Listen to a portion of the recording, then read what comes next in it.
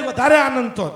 તો કદાચ અમને એવી આશા હશે કે કદાચ આ નામ મંચ ઉપરથી આમ આદમી પાર્ટીના દેવાશે તો પીએમઓ ક્યોક જાગશે.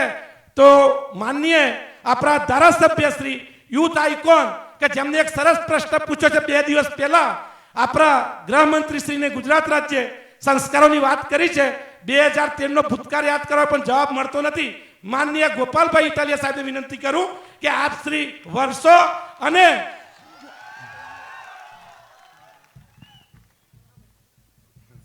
હાલો આપણે બધા એકવાર જય ઘોષ કરીએ જોરદાર. ભારત માતા કી. મંચ ઉપર બેઠેલા બધા આગેવાન શ્રીઓ, મોડું ઘણું થઈ ગયું એટલે બધાના નામ લેતો નથી. ખૂબ લાંબા સમયથી ધીરજ સાથે આમ આદમી પાર્ટીની વાત સાંભળી રહેલા આપ સૌ બનાસકાંઠા અને વાવથરા જિલ્લામાંથી પધારેલા સૌ આગેવાન શ્રીઓ, આમ આદમી પાર્ટીના કાર્યકર્તાઓ, મીડિયાના મિત્રો, પોલીસ મિત્રો, બધાયનું હું સ્વાગત કરું છું. સૌનો હું આભાર વ્યક્ત કરું છું. દોસ્તો, બહુ લાંબો સમય થઈ ગયો છે, તડકો પણ વધી રહ્યો છે, એટલે મારી વાત હું અત્યંત ટૂંકમાં કહેવાનો છું. બહુ મહત્વના મુદ્દાઓ ઉપર હું મારી રજૂઆત કરવા માંગુ છું. સૌથી પહેલા તો આજના છાપામાં છપાયેલા એક સમાચાર મારે તમને બધાને કહેવા જરૂરી છે. આજના ગુજરાત સમાચારમાં એક સમાચાર આવ્યા છે કે અંકલેશ્વર જે સિટીની વિસ્તારના આજુબાજુના કોઈ વિસ્તારમાં 22 વર્ષની એક દીકરી બીમાર પડી. સુરતના સરકારી દવાખાનામાં એ દીકરીને દાખલ કરી. સારવાર દરમિયાન એનું મૃત્યુ થઈ ગયું. એટલે એનો પરિવાર છે એ મરેલી હાલતમાં છોકરીને છોડીને ઘરે જતો રહ્યો અને કોઈ લેવા ન આવ્યું. એટલે હોસ્પિટલના સ્ટાફે પોલીસને જાણ કરી અને પોલીસે એના પરિવારને શોધી કાઢી અને પાછા બોલાવ્યા કે આ તમારી દીકરી ગુજરી ગઈ છે, તમે એને છોડીને કેમ જતા રહ્યા? તો એ દીકરીના પરિવારજનોએ રોતા રડતા એવું કીધું કે આને એમ્બ્યુલન્સમાં અંકલેશ્વર લઈ જવાના પૈસા નથી, સળગાવવાના પૈસા નથી, કશું જ ખિસ્સામાં કાણી કોડી નથી, એટલે અમે છોડીને જતા રહ્યા. આ આજના છાપાના સમાચાર છે. અને આ ગુજરાતનો વિકાસ છે કે પોતાની સગી દીકરી ગુજરી જાય એને એમ્બ્યુલન્સમાં નાખીને ઘર સુધી લઈ જવાના લોકોના ખિસ્સામાં પૈસા નથી. દોસ્તો, કઈ પરિસ્થિતિનું નિર્માણ ગુજરાતમાં થયું છે તમે વિચારો કે કોણ એવો બાપ હોય, કોણ એવો ભાઈ હોય, કોણ એવી માં હોય કે જે પોતાના સગા જણેલા પુત્ર સંતાનોને આવી રીતે છોડવા પડે? કોને એવું સારું લાગે?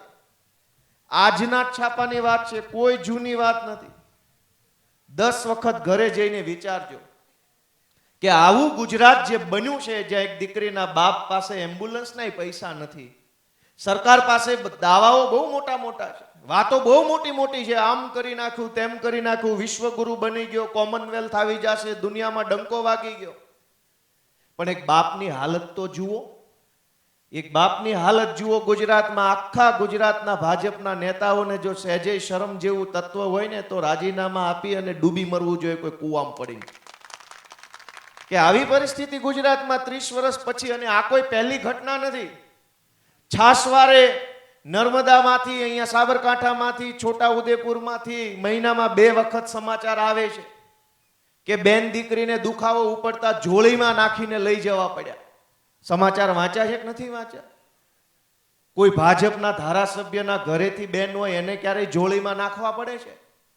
કાયમ ગરીબ પરિવારની બહેનો દીકરીઓને જોળીમાં નાખી અને સંતાનની પ્રસૂતિ કરાવવા લઈ જવા પડે છે.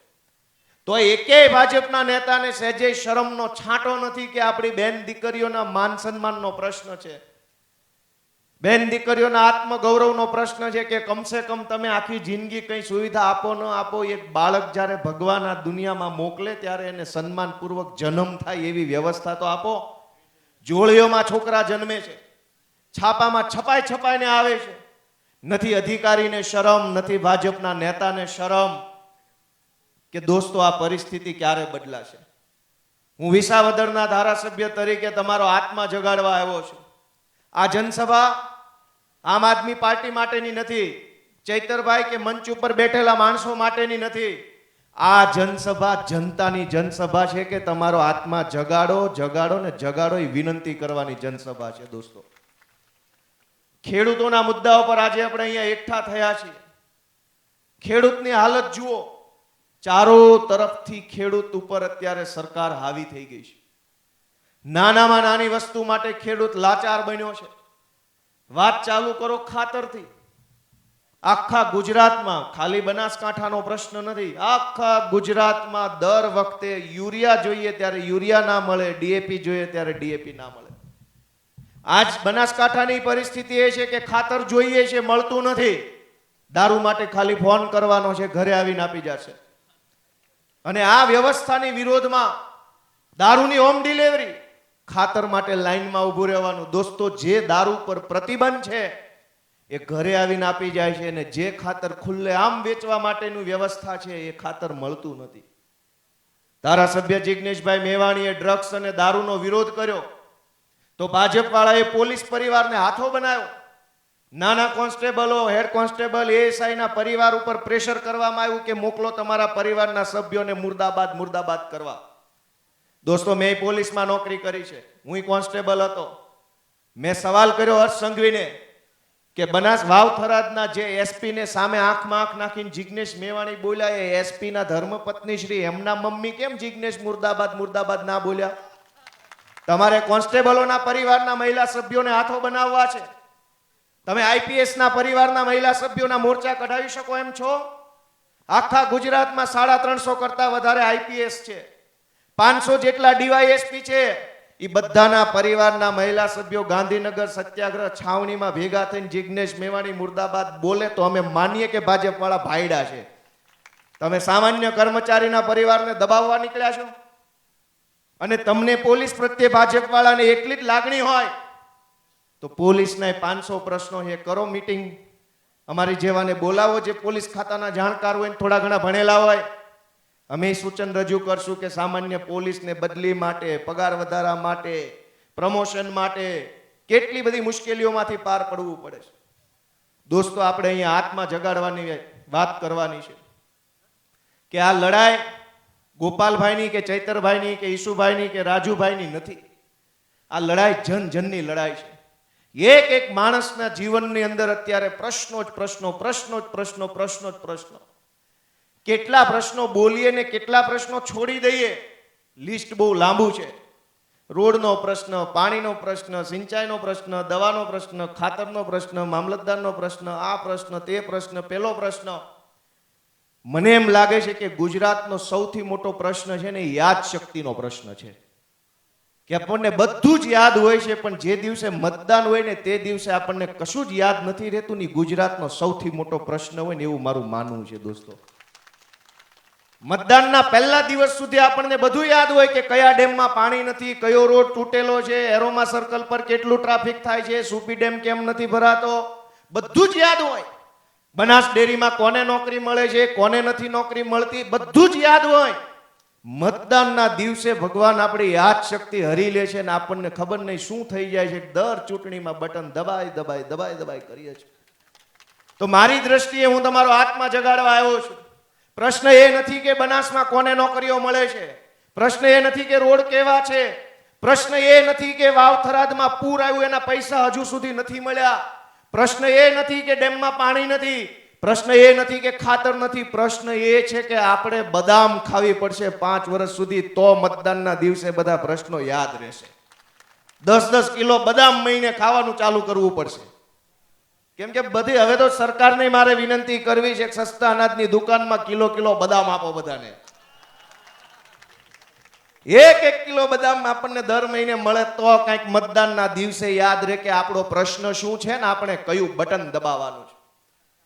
દોસ્તો, મારી વાત સાચી હોય તો બધા હા પાડો, નહીતર બધા ના પાડો. સૌથી મોટો પ્રશ્ન યાદ શક્તિનો પ્રશ્ન છે કે કેમ ભૂલાઈ જાય છે.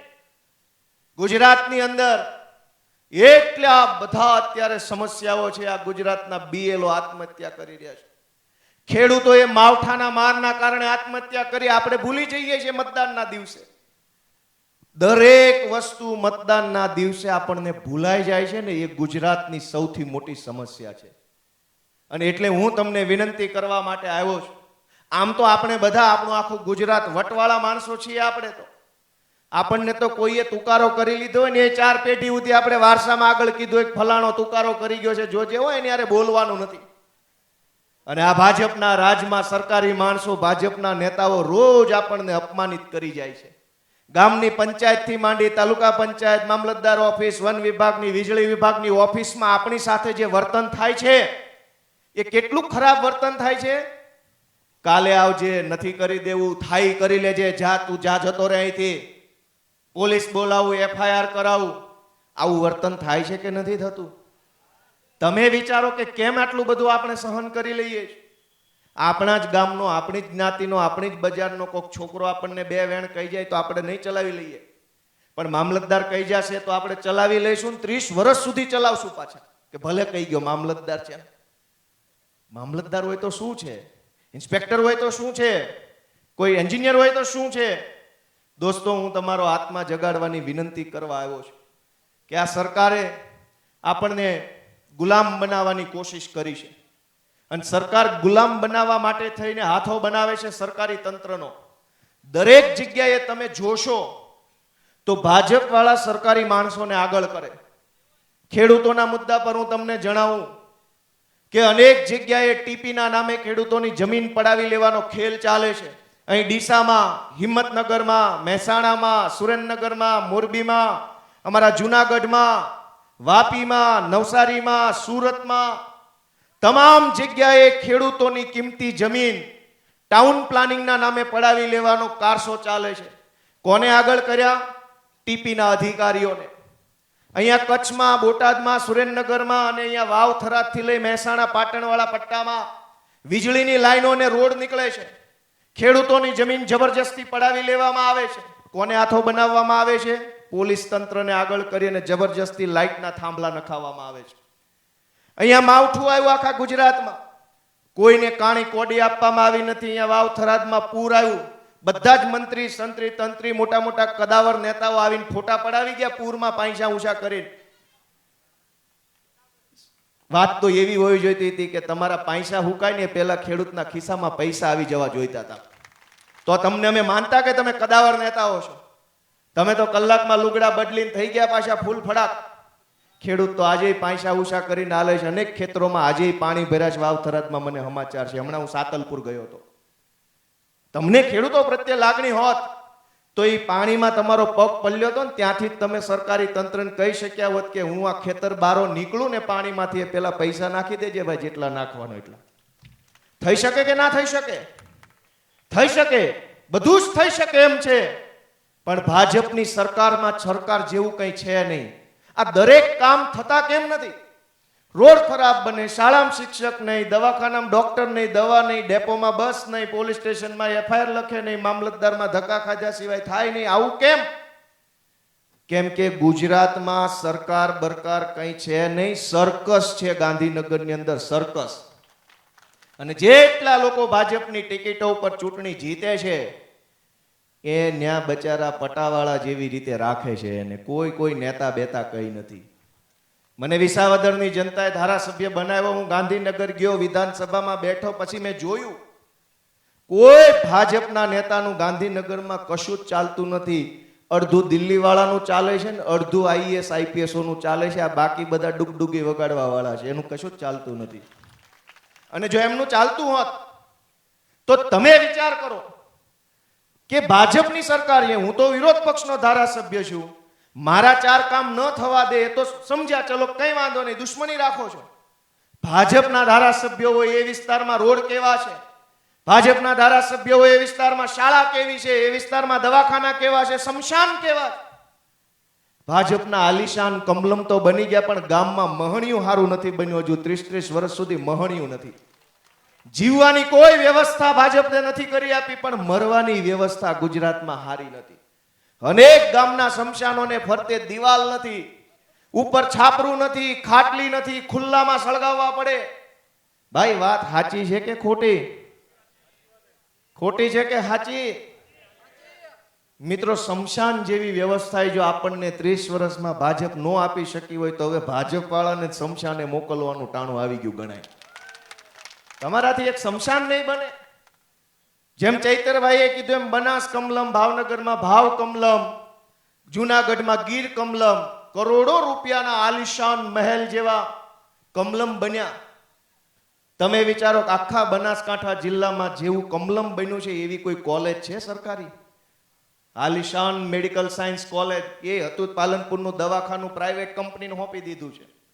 એ વખતે અમે લડાઈ લડવા આવ્યા હતા, મને યાદ છે ત્યારે આમ આદમી પાર્ટીમાં નહોતો, પણ ત્યારે અમે આવ્યા હતા, સભા કરી હતી ત્યાં કાણોદર કે ક્યાંક કયા ગામમાં. મિત્રો, હું તમને વિનંતી કરવા આવ્યો છું કે મંચ ઉપરથી પ્રશ્નો ગમે એટલા બોલવામાં આવે ભાષણમાં, એનો કોઈ અર્થ નથી.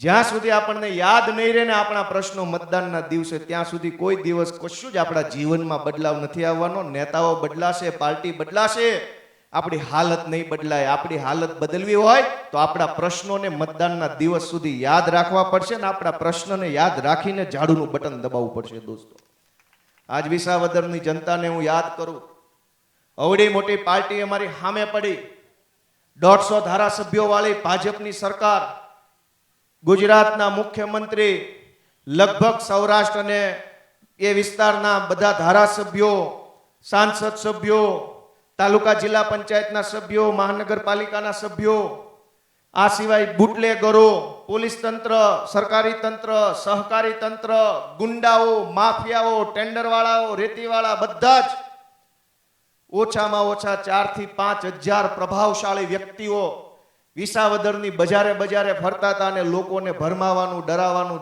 ધમકાવવાનું કામ કરતા હતા. આખી સરકાર સામે પડી હતી તોય વિસાવદરની જનતાને તમે એકવાર વધાવી લેજો કે એને મને 17,500 મતથી જીતાડ્યો. દોસ્તો, જનતાની તાકાત કેવી છે એનો દાખલો વિસાવદરથી આવ્યો. મુખ્યમંત્રી, ગૃહમંત્રી, પાણી મંત્રી, વીજળી મંત્રી, આ મંત્રી, તે મંત્રી, ભવિષ્યના મંત્રી, માજી મંત્રી, બધા જ ત્યાં હતા. છતાંય જનતાએ જે નિર્ણય કર્યો ને કે ભાઈ હવે જેને આવવું હોય આવી જાઓ, 2 બાકી રહી ગયા હતા, બાકી લગભગ બધા આવી ગયા હતા. અને એ આવી શકે એમ નહોતા, નહીંતર વધુ ભૂંડા લાગે કે વિસાવદરની ચૂંટણીમાં આવીને અમિત શાહ ભાષણ કરે મારા વિરુદ્ધ તો કેવો લાગે. દોસ્તો, આખી સરકાર લાગી ગઈ છતાંય જનતાની તાકાત જુઓ તમે કે જનતાએ જે નિર્ણય કર્યો એવો નિર્ણય કર્યો કે વિસાવદરની ચૂંટણીના પરિણામ પછી આખા ગુજરાતની જનતાની અંદર મોટી તાકાત આવી ગઈ છે, હિંમત આવી ગઈ છે, લોકો બોલતા થયા છે. આજ સરકાર શું ઈચ્છે છે એ તમે સમજો કે સરકાર એમ ઈચ્છે છે કે લોકોમાં ડર હોવો જોઈએ, સરકારી તંત્રનો, ભાજપના નેતાઓનો અને ગુંડાઓનો. ડરમાં ને ડરમાં જીવવાનું એવું ભાજપ વાળા ઈચ્છે છે. અમે એમનો ડર નીકળી જાય જનતાના જીવનમાંથી અને ડર નાબૂદ થઈ જાય એની કોશિશ કરીએ છીએ. એનો દાખલો તમે અહીંથી લો કે ડ્રગ્સનો વિરોધ જિગ્નેશભાઈ મેવાણીએ કર્યો. અમે તો ખુલ્લેઆમ સમર્થન આપ્યું કે ભાઈ મુદ્દો સમાજનો છે, એમાં પાર્ટી બાર્ટી અમે જોતા નથી. પણ ભાજપ વાળાએ શું વિરોધ કર્યો કે જિગ્નેશભાઈ મેવાણીની ભાષા ખરાબ છે. ભાઈ, જિગ્નેશભાઈની ભાષા તો કદાચ હશે ખરાબ, પણ તમારા ધંધા ખરાબ છે એનું શું? ભાષા તો ભાષા સુધરી શકે. તમે જે ધંધા ખરાબ કર્યા, ડ્રગ્સ વેચાવાના, લોકોના પરિવારમાં અત્યારે કેવી ઘટનાઓ બને છે. અને એક વાત હજુ કોઈના ધ્યાનમાં નથી આવી, ધ્યાનથી સાંભળજો. આ કોંગ્રેસ વાળા કેવા માણસો છે એ સાંભળજો. મારે નતું કેવું પણ કહી દઉં. અમારો વિરોધ કરતા હતા વિસાવદરની ચૂંટણીમાં, મારા વિરોધમાં પૈસા વેચતા હતા હોટલોમાં બેસીને બધા. ગોપાલ ઇટાલિયા હારવો જોઈએ. જ્યારે સાચો મુદ્દો આવ્યો, સમાજનો મુદ્દો આવ્યો, તો આખી આમ આદમી પાર્ટી જિગ્નેશભાઈની સાથે ઊભી થઈ. પણ કોંગ્રેસ પાર્ટીમાં 15 ધારાસભ્યો છે, 2 રાજ્યસભાના સાંસદો છે, 3-4 પૂર્વ પ્રમુખો છે, 4-5 પૂર્વ વિપક્ષના નેતા છે, અનેક જિલ્લામાં જિલ્લા પંચાયતના સભ્યો છે, નગરપાલિકાના સભ્યો છે. કોઈ આવ્યું જિગ્નેશભાઈના સમર્થનમાં? આખી કોંગ્રેસ પાર્ટી ઘરે જઈને હુઈ ગઈ. ભલે એકલા બોલે, આપણે એને સપોર્ટ ના અલાય. અમે આપ્યો છે, અમારી પાર્ટીમાં નથી તો અમને જોવો ને કોંગ્રેસ વાળાને જોવો કે પોતાની પાર્ટી વાળાને સપોર્ટ નથી આપતા. મુદ્દો સારો છે, મુદ્દો વ્યાજબી છે, છતાં એમની પાર્ટી એમના સપોર્ટમાં નથી. આ કોંગ્રેસ પાર્ટી, આ ભાજપ પાર્ટી માટે આપણે વાતો કરીએ. મારી વાત વ્યાજબી છે કે ગેરવ્યાજબી? ચૈતરભાઈ વસાવા અમારા જેલમાં હોય તો આખી આમ આદમી પાર્ટી ડેડિયાપાડા અને નર્મદા જિલ્લામાં હોય છે કે નથી હોતી? રાજુભાઈ કરપડા જેલમાં ગયા તો આખી આમ આદમી પાર્ટી એમના સપોર્ટમાં. પ્રવીણભાઈ રામ જેલમાં ગયા તો આખી આમ આદમી પાર્ટી એમના સપોર્ટમાં. અમારો કોઈ પણ નેતા હોય, ચાહે ગમે તે જ્ઞાતિ ન હોય, આમ આદમી પાર્ટીની ટોપી પહેરી હોય અને મુશ્કેલી આવે તો આખી આમ આદમી પાર્ટીના સપોર્ટમાં ઊભી થઈ જાય છે. દોસ્તો, ચૈતરભાઈ ઉપર 2 વખત અત્યાચાર કર્યો ભાજપે, બંને વખતે આખી આમ આદમી પાર્ટીને અરવિંદ કેજરીવાલ સહિત બધાએ સપોર્ટ આપ્યો. આ જિગ્નેશભાઈ સાચા મુદ્દા પર લડાઈ લડે છે, પણ કોંગ્રેસ વાળાને જિગ્નેશભાઈનું નામ મોટું થાય ને એમાં રસ નથી. એટલે જે કાંઈ કોંગ્રેસનું વિચારતા હોય જરાક આજથી રદ કરી નાખજો. આટલો મજબૂત મુદ્દો હોવા છતાં એમની પાર્ટી એમના સપોર્ટમાં નથી. મારી વાત સાચી છે કે ખોટી? એમની પાસે અનેક સભ્યો છે, જિલ્લામાં, તાલુકામાં, નગરપાલિકા, મહાનગરપાલિકા, સહકારી ક્ષેત્રમાં. એક પણ તાલુકા, જિલ્લામાં કોંગ્રેસ પાર્ટીએ આવેદન પત્ર ન આપ્યું એમના સમર્થનમાં. અને એ પાર્ટી હારે ગઠબંધન ને એ પાર્ટી હારે વ્યવહાર હોય જ નહીં ભાઈ. એની કરતા હારવું મંજૂર છે, પણ આવા માણસો હારે બેસવું મંજૂર નથી. મિત્રો, હું તમને વિનંતી કરું છું, ગુજરાતના યુવાનોને, કે તમારો હાથમાં જગાડો, જરાક આગળ આવો, આગેવાની લ્યો હાથમાં. તમે આગેવાની નહીં લ્યો, તમે જ્યાં સુધી આગળ નહીં વધો ત્યાં સુધી ગુજરાતમાં પરિસ્થિતિ બદલાવાની નથી. આ પેપરો ફૂટ્યા કરે, પરીક્ષાઓ ટાઈમે આવે નહીં, મહિનાઓ સુધી લાઇબ્રેરીમાં બેસીને વાંચીએ, એનું કોઈ પરિણામ મળે નહીં. હું ગુજરાતના યુવાનોને વિનંતી કરું છું કે હું સરકારી નોકરી કરતો તો મેં અહીંયા નસીબ અજમાવ્યું, તમે અહીંયા નસીબ અજમાવો. અરવિંદ કેજરીવાલની આમ આદમી પાર્ટી છે, સૌને તક મળવાની છે. આ ચૈતરભાઈ વિસ્તરણ અધિકારી હતા, ધારાસભ્ય છે. ગોપાલભાઈ કોન્સ્ટેબલ હતા, ધારાસભ્ય છે. તમે તો કોન્સ્ટેબલની તૈયારી કરતા હશો ને ક્યારે પરીક્ષા ને ક્યારે રિઝલ્ટ ને ક્યારે પાસ થયા રામ જાણે. જોડાઈ જાવ આમ આદમી પાર્ટીમાં, તાલુકા જિલ્લા પંચાયતની ચૂંટણી ઉભા રહી જાવ. ગુજરાતની જનતા નવું નેતૃત્વ ઈચ્છે છે. ગુજરાતની જનતા યુવાનોને આગળ લાવવા ઈચ્છે છે, પણ યુવાન તો આગળ આવવો જોઈએ. હું તો બધાને વિનંતી કરું છું કે યુવાનો હાથમાં લ્યો, તમારે હાથમાં આગેવાની લ્યો, કમાન હાથમાં લ્યો, ડરો નહીં, ચિંતા ન કરો. મારી જેવો સાવ ગરીબ પરિવારનો વ્યક્તિ, કે મારે તો મારા પરિવારમાં કોઈ, ખાનદાનમાં કોઈ ગામ પંચાયતનો સરપંચ નથી, કોઈ સભ્ય નથી, કોઈ પાર્ટીનો સભ્ય નહીં અમારા ખાનદાનમાં. સાવ ગામડાના ગરીબ પરિવારમાં જન્મો, પોલીસ કોન્સ્ટેબલની નોકરી મળી ગઈ તો એવું લાગ્યું કે આપણો ભવ પાર નીકળી ગયો, મજા આવી ગઈ, બહુ સારું થઈ ગયું. એવા પરિવારમાંથી આવીને જો હું અવડી મોટી ભાજપ સામે લડી શકતો હોઉં તો તમારા જેવા યુવાનો પણ આમ આદમી પાર્ટી સાથે જોડાઈને સારું કામ કરી શકશે એવો મને પૂરો વિશ્વાસ છે. દોસ્તો, આગળ વધો, હિંમત કરો, સંકોચ ન રાખો. ઘણા યુવાનો એવું વિચારે કે મને રાજકારણમાં કંઈ આવડતું નથી, મને કોણ લેશે, મને કોણ ટિકિટ આપશે, ટિકિટ મળશે તો મને કોઈ વોટ નહીં આપે, મારા ખિસ્સામાં પૈસા નથી. આવા બધા નબળા વિચાર ઘણા મિત્રોને આવતા હોય છે. દોસ્તો, મારે તમને બધાને એક પ્રશ્ન પૂછવો છે, અહીં બેઠેલા બધા જુવાનિયાઓ, કે રાજકારણની ચર્ચા આવે ત્યારે પહેલો પ્રશ્ન મનમાં એ આવે કે મારી પાસે પૈસા નથી તો મને રાજકારણમાં મારો વજન નહીં પડે. આવું કોના કોના મનમાં આવો વિચાર આવેલો? એક વખત હાથ ઊંચો કરો જેને સાચા દિલથી હો ભાઈ પૈસા નથી એટલે મને રાજકારણમાં મને નહીં ફાવે, મારી પાસે પૈસા નથી. કયો ભાઈ આવો વિચાર આવેલો? દોસ્તો, રાજકારણ, ભારત દેશનું રાજકારણ બન્યું જ એના માટે છે જેના ખિસ્સામાં પૈસા નથી. એનો હું તમને જવાબ આપું. દરેક વ્યક્તિને એમ લાગે છે કે મારી પાસે પૈસા નથી એટલે હું રાજકારણમાં નહીં આવી શકું, અમને નહીં કાંઈ ટિકિટ મળે, નહીં હોદ્દો મળે, નહીં અમને જગ્યા મળે. કેમ? કેમ કે પૈસા નથી.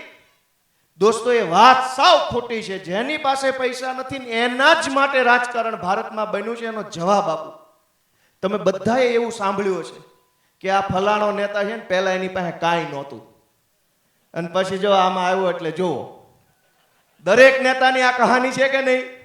તો એ આવ્યો ત્યારે કેવો હતો? બોલો, કેવો હતો આવ્યો ત્યારે રાજકારણમાં? તો તમારી પાસે કાંઈ નથી, આવવાનો ટાઈમ જ આ છે. દેશના દરેક નેતાની એ કહાની છે કે આવ્યા હતા ત્યારે કશું જ નહોતું ને આજે જુઓ. તો શરૂઆત ક્યાંથી થઈ? દરેકની ખિસ્સામાં કંઈ નહોતું ને ત્યાંથી જ દરેકની શરૂઆત થાય છે. અને અહીંયા આવે છે તો ખિસ્સામાં કંઈક આવે છે. એટલે જેના ખિસ્સામાં કંઈ ના હોય એને પૂરી તાકાતથી વટથી કે ભાઈ નથી એટલે જ તો આપણે જવાને લાયક છીએ. આ તમારો ક્રાઇટેરિયા છે અહીં રાજનીતિમાં આવવાનો. કંઈ નથી તો હાલે આવો બાપલા, હાલે આવો. અને અહીંયા આવશો તો સમાજનું સારું થશે, કુટુંબનું સારું થશે, પરિવારનું સારું થશે, તમારો થોડોક વજન પડશે. આ હું કોન્સ્ટેબલ હતો તે બધું 8 પાસ ને 8 પાસ ની વાત આમ યસર કર્યા કરતા. ભાઈ મને ખબર પડી કે આના કરતા તો હું ઘણું સારું ભણેલો માણસ છું.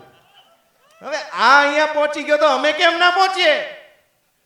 એવો વિચાર. કેમ કે નેતા પોલીસ હોય એ નેતાની નજીક હોય, પબ્લિકને તો ક્યાં જવા દે છે? પોલીસ વાળા દરેક નેતા નજીકથી આવતા જતા, બોલતા ચાલતા, ઉઠતા બેઠતા જોતા હોય.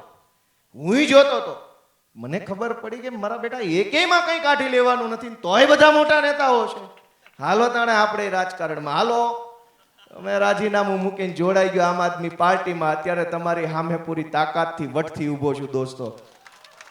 આવું સ્વાભિમાન ભરેલું જીવન, આત્મસન્માન ભરેલું જીવન અપાવવાનું જો કોઈ પ્લેટફોર્મ હોય તો એ આમ આદમી પાર્ટી છે. મિત્રો બધા તમારા લખી લેજો દિલ ઉપર કે લાચારી વાળું જીવન જીવવું હોય તો ભાજપ, સ્વાભિમાન વાળું જીવન જીવવું હોય તો આમ આદમી પાર્ટી. આ ચૈતરભાઈ જોઈ લો, ઈશુભાઈ જોઈ લો, ગોપાલભાઈ જોઈ લો, રાજુભાઈ જોઈ લો દોસ્તો. અને એટલે હું તમને વિનંતી કરવા આવ્યો છું કે આત્મા જગાડજો મારા વાલા મિત્રો. મારા માટે નહીં, અમારી પાર્ટી માટે નહીં, કોઈના માટે નહીં, તમારા પોતાના માટે તમારો આત્મા જગાડજો ને ગુજરાતને બદલવા માટે આ યુવાનિયાઓ નીકળ્યા છે ને એક આશીર્વાદ ભરેલો હાથ એના માથા પર મૂકજો એવી મારી પ્રાર્થના છે. અને છેલ્લે ગુજરાતનો બહુ ચર્ચિત મુદ્દો પટ્ટાવાળી થઈ ગઈ છે, એના ઉપર બે વાત કહી દઉં પછી મારી વાત હાવ પૂરી. જિગ્નેશભાઈ કીધું કે ભાઈ પટ્ટા ઉતારી લેવું, એમાં ભાજપ વાળાના પેટમાં તેલ રેડાણું, સામાન્ય નાના પોલીસ વાળાને આગળ કર્યા. મારવાનો હોય કોઈ નિર્દોષ માણસને તોય નાની પોલીસને આગળ મોકલે, અને માર ખવડાવવાનો હોય જનતા પાસે તોય નાની પોલીસને આગળ મોકલે. મોટા મોટા સાહેબો તો કાયમ એસીમાં બેઠા હોય. પણ આ પટ્ટાવાળું જે નિવેદન છે એમાં મારે એટલું જ કહેવાનું છે કે બહુ મહેનત કરીએ ત્યારે પોલીસની નોકરી મળે છે. મેં કરી છે. 5 કિલોમીટર દોડવું પડે, અત્યારે 5 છે, અમારા વખતે 1600 મીટર હતું. ઊંચી કૂદ, લાંબી કૂદ, લેખિત પરીક્ષા, મેડિકલ ટેસ્ટ, ઇન્ટરવ્યુ પણ હતું મારા વખતે. અનેક પરીક્ષામાંથી પાસ થઈએ ને ત્યારે પોલીસનો પટ્ટો પહેરવા મળે. પણ ઈ પટ્ટો કમરે પહેરવા આપ્યો છે, ગળામાં પહેરવા નથી આપ્યો ટોમીની જેમ. એટલે જે અધિકારીઓએ ટોમીની જેમ ગળામાં પટ્ટા પહેરી લીધા છે ને પટ્ટો સંઘવીના હાથમાં આપી દીધો છે, સંઘવી ટોમી ટોમી કરે ત્યારે પૂંછડા હલાવે છે, એના પટ્ટા કાઢી લેવા જરૂરી છે કે નહીં દોસ્તો? દોસ્તો, જે અધિકારીએ પટ્ટો કમરે પહેર્યો છે એને ગોપાલ ઇટાલિયાની કડક સેલ્યુટ. પણ જેણે કમરનો પટ્ટો ગળામાં નાખીને ટોમી બની ગયા છે એને તો છોડવામાં આવશે નહીં, નહીં અને નહીં. દોસ્તો, તમે પણ ક્યાંય સરકારી કચેરીમાં જાઓ તો ધ્યાન રાખજો, તમારી સામેવાળા માણસે પટ્ટો કમરે પહેર્યો છે કે ગળામાં, ટોમી છે કે અધિકારી, ચેક કરી લેવાનું રાખજો. ને ટોમી હોય તો ટેન્શન ના લેતા, તમતા લડી લેવાનું છે ભેગા રહી. પટ્ટો કમરે પહેરવાનો છે, મેં પહેર્યો છે. આ પટ્ટો અહીંયા સારો લાગે, અત્યારે હું કાઢીને ગળામાં લબડાવું તો હું કેવો લાગુ? બોલો બધા, કેવો લાગુ? ટોમી. જિગ્નેશભાઈની વાતમાં અમારો સૂર પુરાવીએ છે કે જે લોકો ટોમી બની ગયા છે, ભાજપના પટ્ટા ગળામાં ખાલ્યા છે, એનો તો જયતરભાઈએ કીધું એ રીતનું એનો વારો બાકી છે. એમને બધું 27માં આપણે આખી પ્રોસેસ રાખવાની છે. દોસ્તો, આપ સૌ, અમે તો અહીંયા સરકારી માણસ હતા અગાઉ ભૂતકાળના જીવનમાં, અમે કોઈના વિરોધમાં નથી, કોઈના વિરોધમાં નથી. પણ વિરોધ એ માણસનો કરવાનો છે કે જે સરકારી સત્તાનો ઉપયોગ જનતાને દબાવવા માટે કરે છે. જે માણસ સત્તાનો ઉપયોગ જનતાનું શોષણ કરવામાં કરે છે, અમારો એની સામે ખુલ્લો વિરોધ છે. અને જે માણસ પોતાની સત્તાનો ઉપયોગ જનતાની સેવા કરવામાં કરે છે, અમારા એના ચરણોમાં નમસ્કાર છે. અમને કોઈની હારે વાંધો નથી. જે સરકારી અધિકારી જનતાની ખરા દિલથી સેવા કરે છે એના ચરણોમાં ગોપાલભાઈના નમન છે. જે સરકારી માણસ ભાજપની દલાલી કરે છે અને જનતાને લૂંટે છે એને તો અમે આપશું એમને જે કાંઈ પ્રમોશન જોઈએ છે 2027માં. દોસ્તો, એના સામેથી અમે ડરતા નથી. આજ આપ સૌ ખેડૂતો, આગેવાનો, યુવા દોસ્તો, વડીલો, મીડિયા મિત્રો, કાર્યકર્તાઓ બધા પધાર્યા, બધાનો હૃદયપૂર્વક આભાર માનું છું. મારી વાત પૂરી કરું છું. ભારત માતા કી.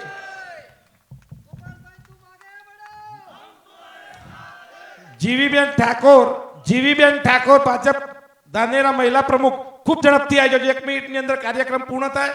આપણે આભાર વિધિ માટે હું આમંત્રિત કરું છું ભાઈ શ્રી ભીખાભાઈ કોરોટ. 2 મિનિટની અંદર જમવાની વ્યવસ્થા 2 જ મિનિટમાં પૂર્ણ. ભીખાભાઈ કોરોટ. આજની આ પાલનપુર ખાતે કિસાન મહાપંચાયતમાં અમારા આમંત્રણને માન આપીને ઉપસ્થિત રહેલ પ્રદેશના પદાધિકારીઓ, ધારાસભ્યો તથા ઉત્તર ઝોનના દરેક જિલ્લા પ્રમુખો અને લોકસભા પ્રમુખો, બનાસકાંઠાથી દૂર ગામોથી આવેલા ભાઈઓ અને બહેનો, અને ખાસ કરીને આ કાર્યક્રમને સફળ બનાવવા માટે જે લોકોએ બનાસકાંઠા જિલ્લા આમ આદમી પાર્ટીના હોદ્દેદારો અને કાર્યકર્તાઓએ જે મહેનત કરી છે અને ખાસ કરીને પૂરી બનાસકાંઠાની જે દિલ્હીની ટીમ એ જે વર્ક કર્યું છે એનાથી એ બધાનો ખૂબ ખૂબ આભાર માનું છું. અને આપણા ડૉક્ટર રમેશ પટેલ કે જેમને પણ ખૂબ જહેમત ઉઠાવી અને આ કાર્યક્રમનો સફળ બનાવવા માટે સતત લાગેલા રહ્યા, એમનો પણ આ તબક્કે આભાર માનું છું. દરેક દિલ્હીવાળી હવે દરેક લોકોએ આવનાર તાલુકા અને જિલ્લા પંચાયતની ઇલેક્શનમાં લાગી જવાનું છે અને જમવાની વ્યવસ્થા છે. અને વડગામથી અયુબભાઈ એમનો પણ ખૂબ ખૂબ આભાર.